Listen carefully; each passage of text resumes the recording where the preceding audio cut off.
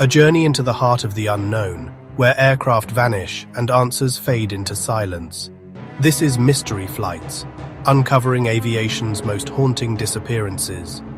Each episode, we journey into the shadows of aviation history, where answers vanish and mysteries endure.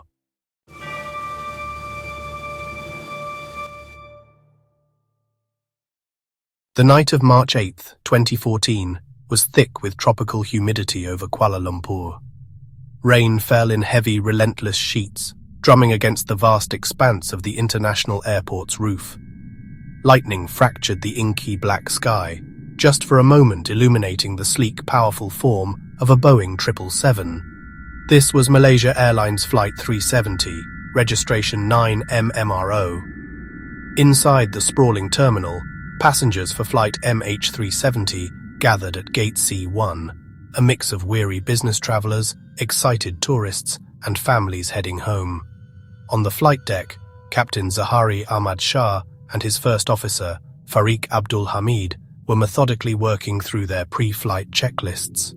The massive Rolls-Royce Trent engines spooled up, their whine escalating into a deep, powerful roar that vibrated through the very soul of the aircraft.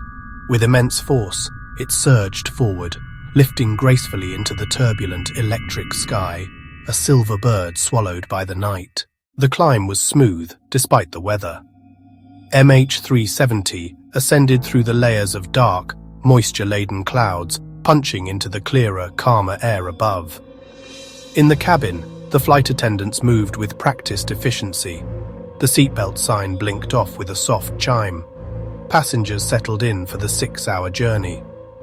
At 12:42 local time, the aircraft leveled off at its cruising altitude of 35,000 feet. The flight was proceeding exactly as planned. Kuala Lumpur's air traffic controllers guided the plane northeast, its icon a tiny, predictable blip on their radar screens.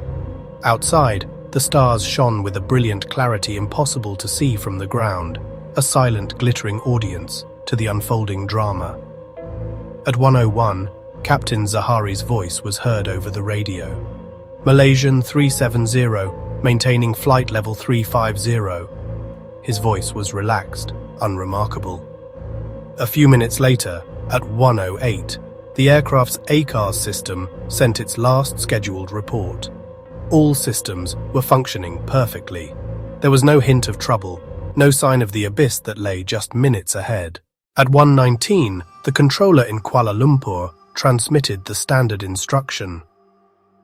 The reply from the cockpit came seconds later. It was delivered by First Officer Fariq Hamid. His voice was calm, even casual. These would be the last words ever heard from the aircraft. Just 2 minutes after the final radio call, at precisely 1:21, the aircraft's transponder was switched off. When it went dark, MH370 vanished from the screens of civilian air traffic controllers. One moment, it was a clearly identified blip. The next, it was gone. The aircraft was now flying dark. It had become invisible to the conventional systems designed to track it. It entered a realm of uncertainty, a ghost flying through the night. No one on the ground yet knew that the plane had not just fallen silent. It had also begun a deliberate, controlled turn to the west, away from its course to Beijing and into the unknown. Malaysian military radar registered a blip.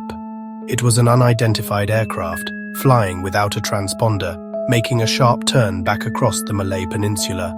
The blip flew erratically, climbing and descending.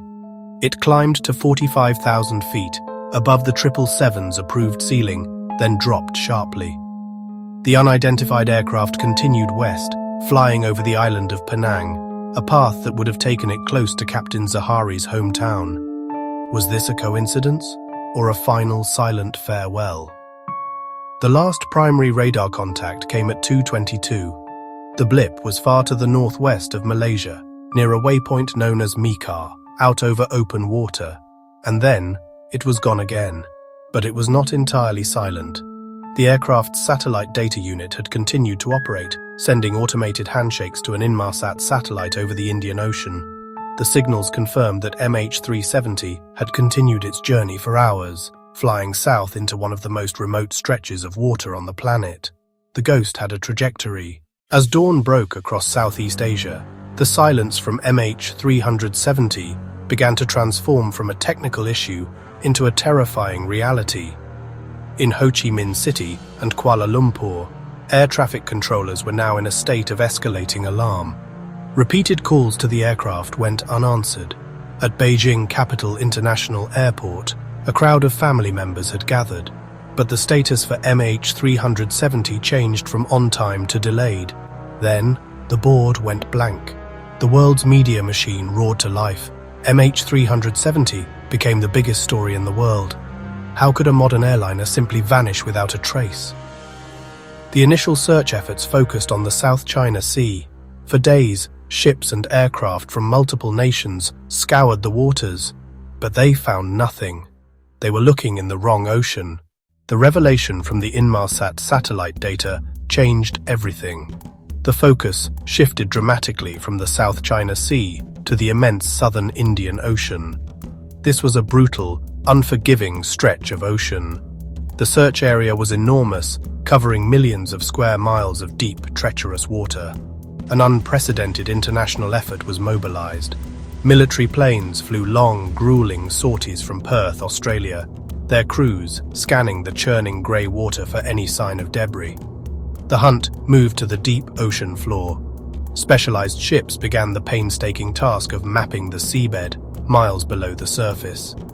They created detailed images of a vast underwater mountain range that had never been seen by human eyes. Yet, after years of searching, the main wreckage was never found. More than a year later, in July 2015, a piece of the puzzle finally washed ashore. On Reunion Island, a man discovered a large piece of metal encrusted with barnacles. It was a flaperon from 9M MRO. It was the first tangible proof that MH370 had indeed met its end in the Indian Ocean. In the vacuum of hard evidence, theories have flourished. Did the pilot intentionally hijack his own plane? Was it a third-party hijacking? A catastrophic technical failure? Every logical path leads to a dead end, a question that cannot be answered. The mystery endures because the evidence supports multiple theories, but proves none.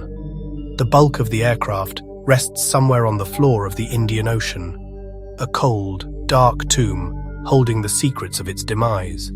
How, in an age of total surveillance and constant connection, could a 63-meter-long, 200-ton airliner with 239 souls on board simply vanish from the face of the Earth?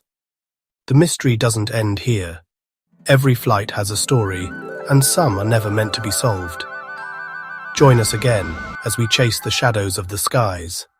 This is Mystery Flights.